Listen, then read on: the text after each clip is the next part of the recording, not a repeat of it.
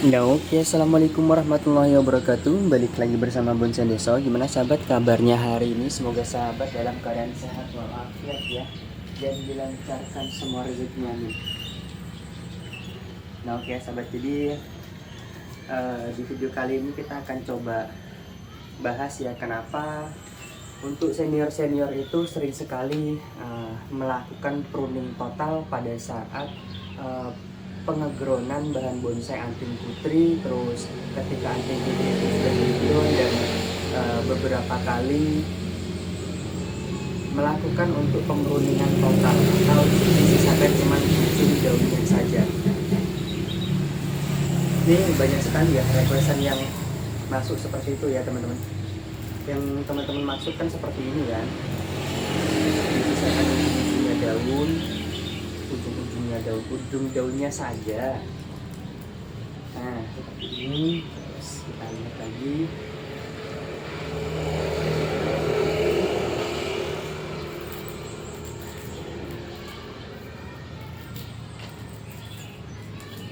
Nah seperti ini kan teman-teman maksud. Jadi daun itu cuma disisakan atas-atasnya saja.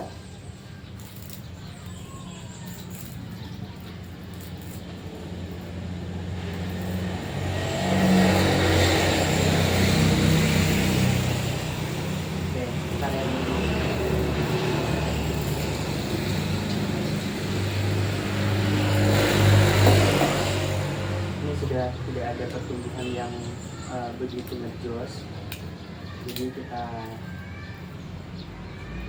akan nol lagi ya. Kita sisakan ujung-ujungnya saja, setelahnya akan kita jelaskan. Nah, kenapa sering sekali pada saat senior itu melakukan pemburuan, apalagi yang sudah masuk talang-talang seperti ini ya, yang jaraknya kemungkinan besar paling cuma sekitar dari talang satu ke talang satunya itu sekitar 20-an senti ya teman-teman, sekitar 20-an senti, dan memang sangat dekat sekali ya. Oke, jadi pengalaman sudah saya rasakan juga ketika menggrow bahan-bahan bonsai yang memang sudah ditaruh di talang dan memang dalam ukuran kurang lebih ini ya kurang lebih 5 meter, musuh 5 meter, masuk sekitar 20-an pohon seperti ini. Itu memang sangat rapat sekali ya. Jadi ketika pohon ini, apalagi dia sudah masuknya tahapan seperti ini ya, itu pasti perlu ya teman-teman, pasti perlu untuk pruning total seperti ini. Karena kenapa? Terkadang ada beberapa bahan yang nantinya itu dia akan kalah pertumbuhannya karena memang kurang mendapatkan sinar matahari ya. Walaupun di daerah saya ini ya, daerah Palembang, Sumatera Selatan di sini ya, khususnya daerah Martapura seperti ini memang dia panas ya, cuma dia sudah terlalu rimbun ya, terlalu rimbun dan samping-sampingnya itu dia agak sedikit tertutup, pencahayaan kurang, itu pasti nanti ada yang kalah ya teman-teman. Makanya fungsi pruning total itu yang pertama peramajaan untuk tunas baru.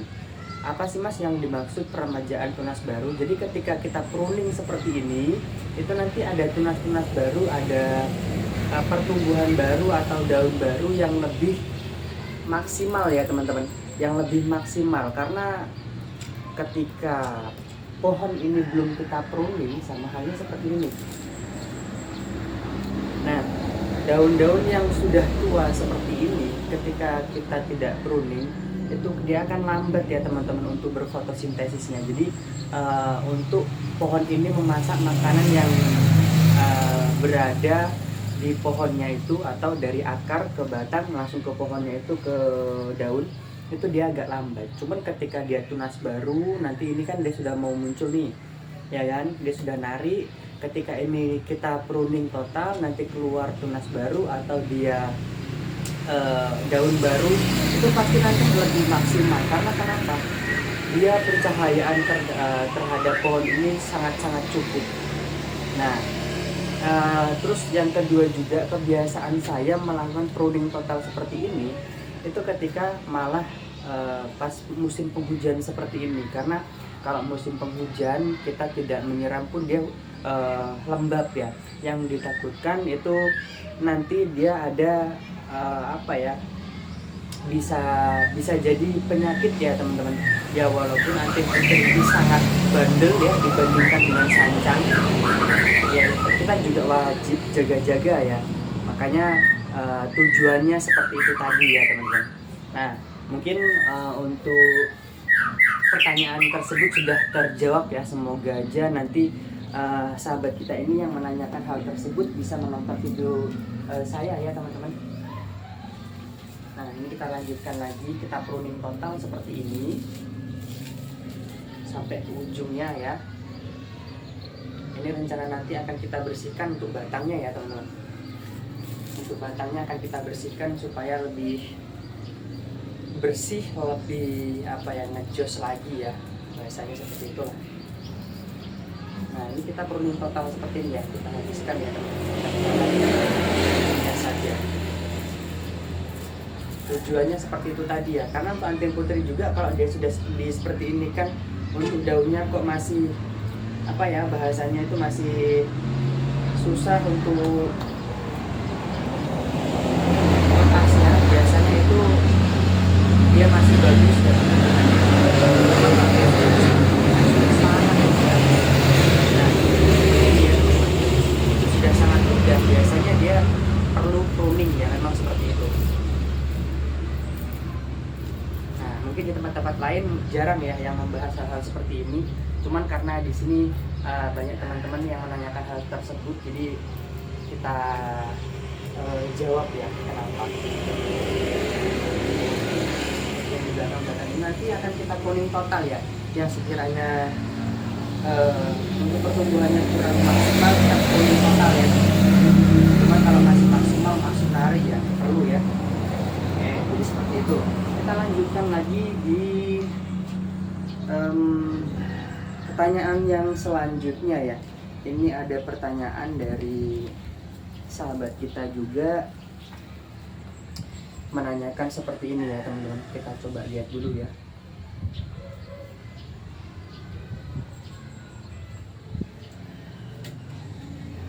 Oke, dari Mas Sarno Bonsai. Mas minta solusinya ketika saya potong anak cabang bahan sancang kok sering nggak tumbuh tunas mas, padahal di situ jelas ada mata tunas mas.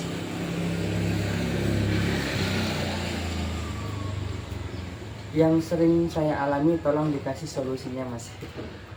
Siap, terima kasih banyak Mas Arno. Ini kita tidak berniat untuk menggurui ya, kita berbagi pengalaman ya di sini. Yang pasti seperti ini ya teman-teman, ketika kita melakukan pemotongan diusahakan sering sekali di video saya kurang lebih 1 minggu yang lalu ada pernah ya khusus saya bahas ya masalah mata tunas juga ini. Nanti yang belum nonton silahkan ditonton ya. Cuman kita kasih kisi-kisinya di sini. Ketika kita melakukan pemotongan, pengepresan, diusahakan pohon itu dalam kondisi subur ya.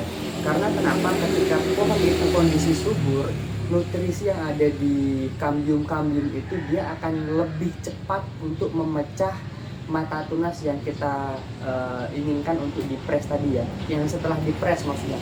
Setelah dia dipres, karena di sini menumpuk nutrisinya itu, dia akan sel-selnya itu akan memacu atau merangsang untuk memecah tunas baru ya. Jadi ketika ada mata tunas dia lebih cepat untuk pecahnya, itu biasanya seperti itu. Makanya nutrisinya itu masih perlu apa ya, mata tunasnya itu tadi ya. Makanya dia di sini ketika ya Allah bahasanya apa sih, ketika pohon ini subur nutrisi kan menumpuk ya. Dan di sini setelah kita press di sini akan muncul karena dia memacu sel-sel baru untuk merangsang pertumbuhan tunas baru. Nah, jadi seperti itu ya. Terus yang kedua, kalau untuk sancang biasanya kalau dia masih pengelosan memang seperti itu ya. Kalau untuk sancang di saat kemarin itu kan masih banyak pengelosan ya. Ada cabang pertama, cabang kedua itu kemarin masih pengelosan. Setelah kita rasa cukup, kita press semua, terusan batang ini ya, maaf, terusan batang ini itu dia cepet lagi, yang awalnya dia sudah tua itu dia menjadi lebih hijau lagi ya, jadi dia kembali muda lagi. Itu untuk losan yang stuck kemarin itu ya, nanti di video kemarin tuh ada, coba Mas Sarno cek video saya sebelumnya, itu ada lengkap saya bagikan ya di situ ya. Terus yang kedua untuk salah satu faktor yang juga diusahakan betul-betul insek ya teman-teman, untuk sancang betul-betul di insek ya, karena sekali dia terkena penyakit itu wah susahnya luar biasa ya teman-teman. Ini satu kejadian juga yang ya dari kesalahan kita sendiri ya, kesalahan saya sendiri, bahan yang dari Mas Nugroho nggak tahu ya, padahal saya sekali baru saya bikin perantingan saja. Aduh, saya nyesek sampai saya laporan sama beliau ini. Aduh, rasanya kok nggak enak saya rasanya. Cuman ya mau gimana lagi ya teman-teman. Nah oke, mungkin cukup seperti itu ya untuk video kali ini. Kita lanjutkan lagi pruning total bahan-bahan bonsai, kita potongi habis ya, atau kita sisakan paling ujung untuk bahan-bahan yang di depan ini khususnya, karena memang sudah minta untuk peremajaan tunas baru ya. Oke, mungkin cukup seperti itu. Misalkan ada pertanyaan silahkan ditulis di kolom komentar ya teman-teman, atau ada masukan lain, pendapat lain, mohon sarannya untuk ditulis di kolom komentar, karena di sini saya masih haus ilmu ya. Cuman kalau komentarnya membangun ya insya Allah saya tanggapi ya teman-teman. Kalau tidak membangun sepertinya tidak. Oke, terima kasih yang sudah menonton, terima kasih yang sudah bantu ya. Semoga teman-teman dan keluarga sehat selalu dan